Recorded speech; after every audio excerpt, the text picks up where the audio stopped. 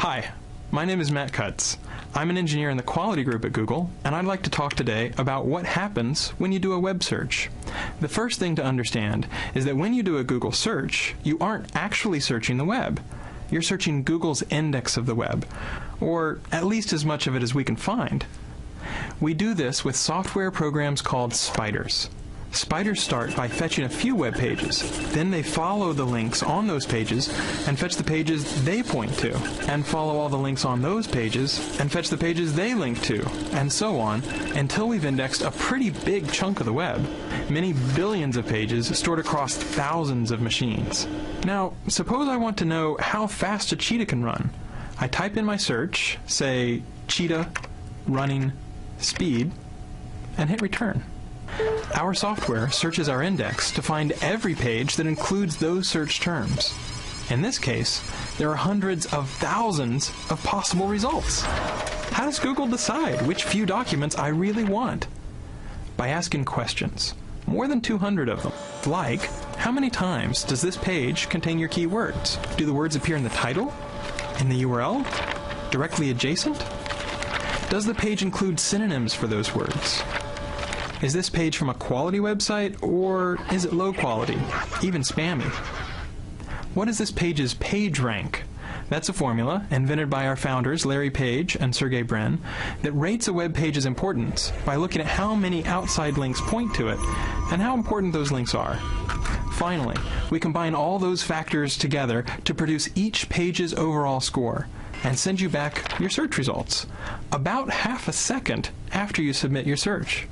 At Google, we take our commitment to delivering useful and impartial search results very seriously. We don't ever accept payment to add a site to our index, update it more often, or improve its ranking. Let's take a look at my search results. Each entry includes a title, a URL, and a snippet of text to help me decide whether this page is what I'm looking for. I also see links to similar pages, Google's most recent stored version of that page, and related searches that I might want to try next. And sometimes, along the right and at the top, I'll see ads. We take our advertising business very seriously as well, both our commitment to deliver the best possible audience for advertisers and to strive to only show ads that you really want to see. We're very careful to distinguish your ads from regular search results. And we won't show you any ads at all if we can't find any that we think will help you find the information you're looking for. Which in this case, the cheetah's top running speed is more than 60 miles an hour. Thanks for watching. I hope this made Google a little bit more understandable.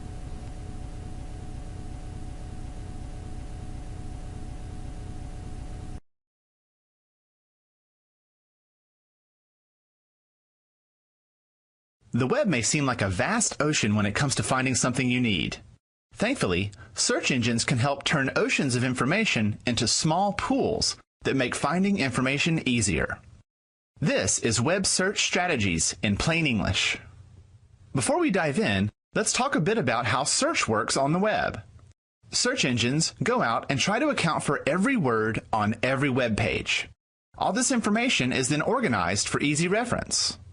When you search for a word, the search engine finds all the pages where the word appears and displays them in the search results.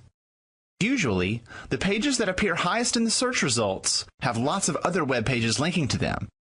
Each link acts as a vote to say, this may be a good resource. The problem is that there are often too many results. You need a way to reduce the number of results so you can find what you need. Let's look at how this works. Say you're looking for a specific kind of fish, and these represent all the websites on the web. Searching for fish doesn't help much. There are way too many results. You need to be more specific. Try to imagine the exact fish and describe it in the search box. You'll see that each word you use gets you closer to what you need. You can do this for any website by imagining the website that has your answer. What's the title of the page? What words appear on it? If you put those words in the search box, you'll get closer to finding answers. But to be a smart searcher, you should know some basic shortcuts. Let's say you're looking for words that appear together, like a phrase or quote. An example is a search for information on sand sharks. If you search for it like this, the search engine looks for pages with sand and sharks. To get better results, put quotes around the words, like this. It limits the results to the exact phrase. Here's another shortcut. Words often have multiple meanings. Consider the word mullet, which is both a fish and a hairstyle. A search for mullet may give you a number of results about the hairstyle, but fewer about the fish. To remove the results about hair, place a hyphen or minus sign just before the word you want to exclude, which means show me the pages about mullet, but take away results relating to hair. By being specific and using words and symbols that remove useless information, you can find exactly what you need and keep the web from swallowing you whole. I'm Lee Lefevre, and this has been Web Search Strategies in Plain English on the Common Craft Show. One more thing. The Common Craft store now offers downloadable versions of our videos for use in the workplace. Find them at commoncraft.com/store.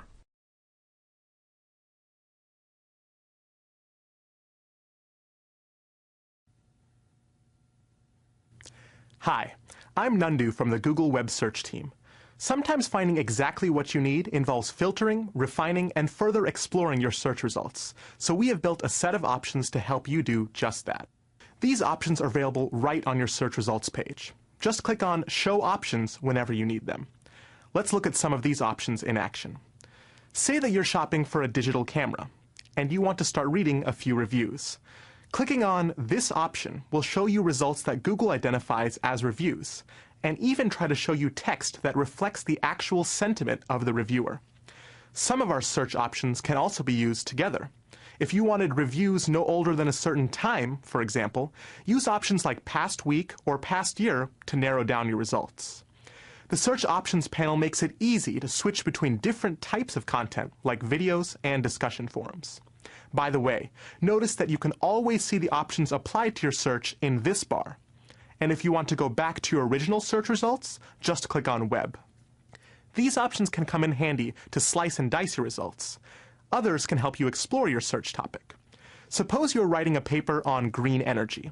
For a look at how the topic has evolved over time, the Timeline option will group your results by dates referred to on the actual pages, and let you drill down to a specific year and month. Wonder Wheel gives you a graphical representation of related search terms. Click on any node to get related topics, and keep clicking to explore your search or topic. Notice that the results continue to update on the right-hand side. Well, that's it for now. We didn't get to show you all the options or ways to combine them, but try them out for yourself. And check back often. We plan to add new tools and improve the search options frequently to make it easier and faster to find exactly what you're looking for.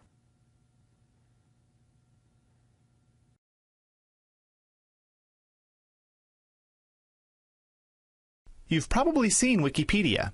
It's a free online encyclopedia built by people like you and me around the world. You might wonder how thousands of people build an encyclopedia together. Well, first, Wikipedia is a wiki website, a website anyone can edit. So on Wikipedia, editing or creating a new article happens with a click of a button. But for these contributions to remain in Wikipedia, they have to follow two basic rules. The first is verifiability. With so many contributors, Wikipedia articles must rely on information from published sources like books or newspapers, resources known for fact-checking. Requiring contributors to cite these resources in articles and quotations ensures that Wikipedia articles are factual and high quality. If it's not verified, it can't be in Wikipedia. For example, you can write that the U.S. unemployment rate in 1935 was 20.1%, but you must also cite its source for it to remain in Wikipedia. In this case, numerous history books could be verifiable resources. The second rule requires a neutral point of view. All Wikipedia material must be presented fairly and without bias, just like any other encyclopedia.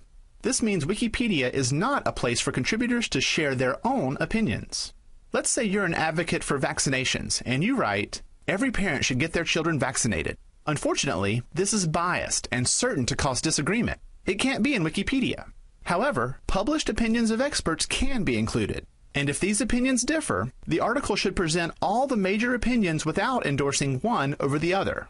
For example, writing that vaccinating all U.S. children saves an estimated 33,000 lives And citing a reputable source is a statement of fact that can be verified.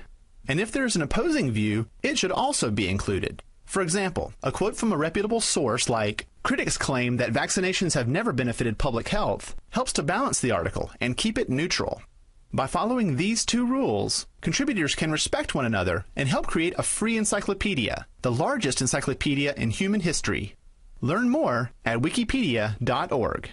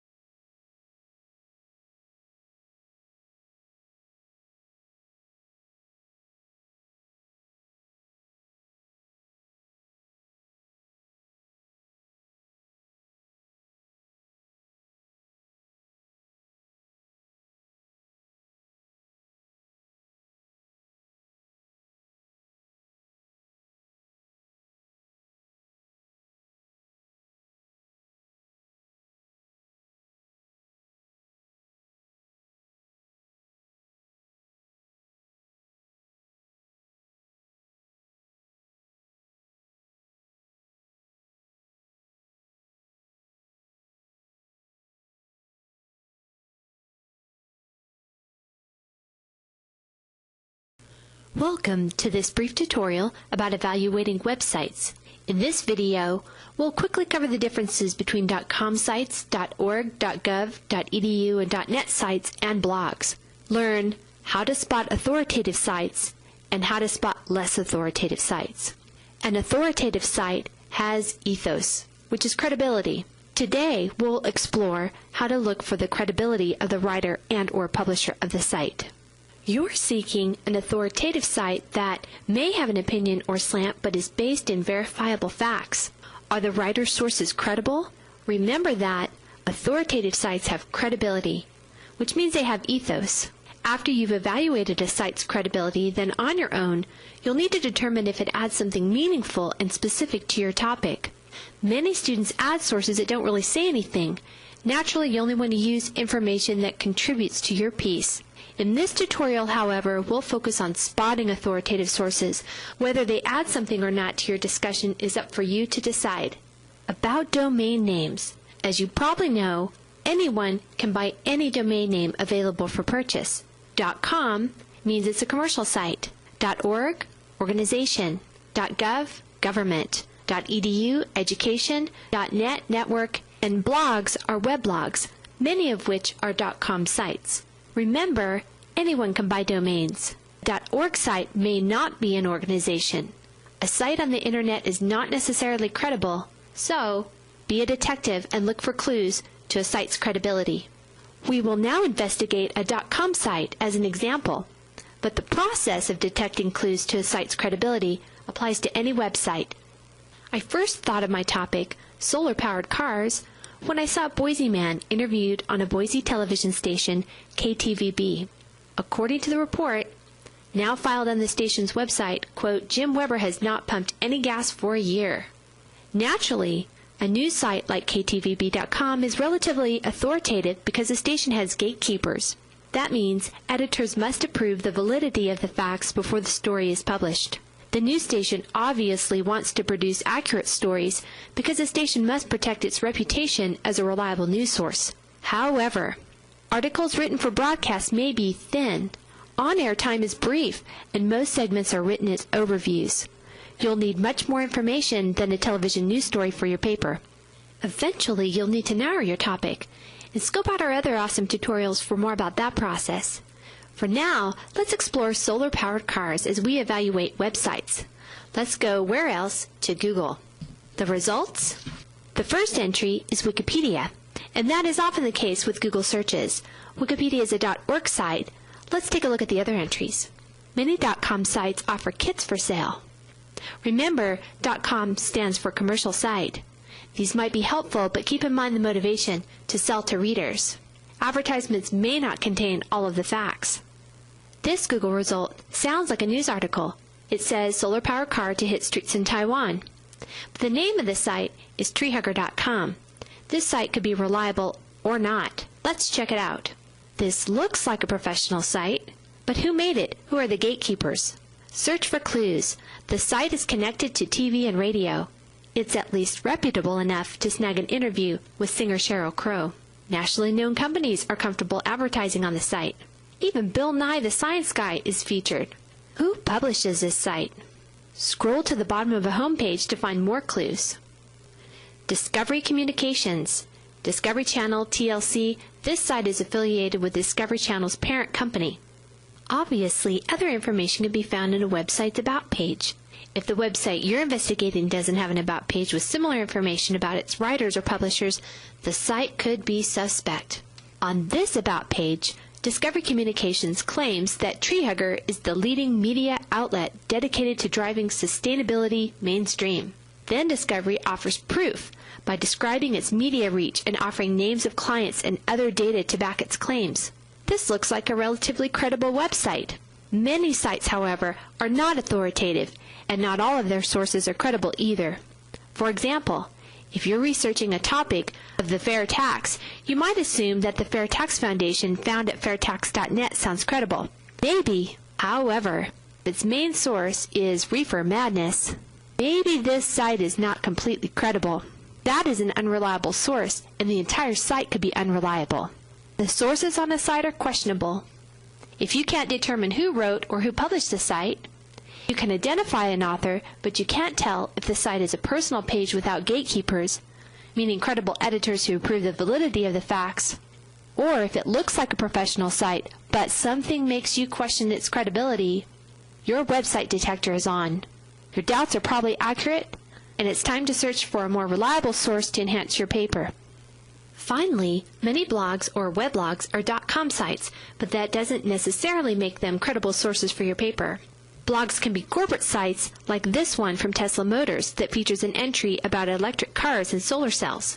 There can be group blogs, personal blogs, and everything in between. Although we could spend much time covering what makes a credible blog, for now remember to search for signs of credibility. Final tips? Anyone can write a website, including a blog. A lot of traffic on the site doesn't mean accuracy. Look for clues pointing toward the credibility of the writer. Who is the writer? What is the writer's authority? What are the writer's biases and motivations? Look closely for answers and you'll detect a website's ethos or lack thereof. In this tutorial, we covered how to spot authoritative sites and how to spot less authoritative sites. Have fun evaluating websites and good luck with your project.